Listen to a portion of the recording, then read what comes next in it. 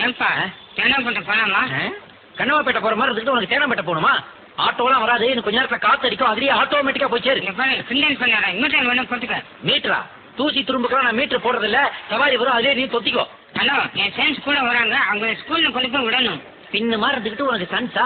பெரிய VGP sons, பிஆர்ஆர் sons. தூசி ஏற்றும் போது அந்த துரும்புகளை ஏற்ற மாட்டா. கூப்பிடு அதுகளையும் கூப்பிடு.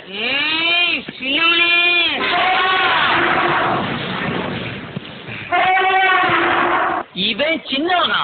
வேண்டாமே கல்யாணக்கார இன்னொருத்தா. ஏய் பெரியவனே வந்துட்டாமா. காட்டு யானைங்களுக்கெல்லாம் கான்வென்ட் ட்ரெஸ் போட்டு அனுப்பிச்சு வைக்கிறேன் ஐயா. ஐயோ ஆட்டோல ஏறாதீங்க, அது வெறும் தகரம் தான். சொன்னா கேளுங்கடா, சரக்கு கப்பல்ல ஏத்துறதெல்லாம் ஆட்டோல ஏத்த என்னால முடியாதுடா. இத புடிப்பா, நான் முதல்ல ஏறிக்கிறேன். அடி பச்சரம் சொல்லு. என்ன வாங்க கண்ணுங்களா பார்த்து தாராளமா உட்காந்துக்கிறேன்.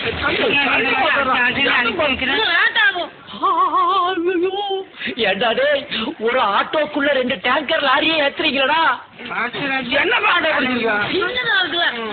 ஐயோ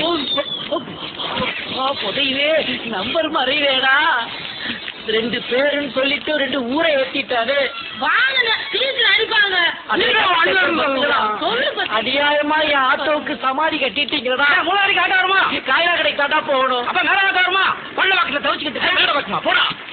எப்படி எடுப்பீங்க? பாடி எடுக்கிற மாதிரி அதான் தங்க ஊதி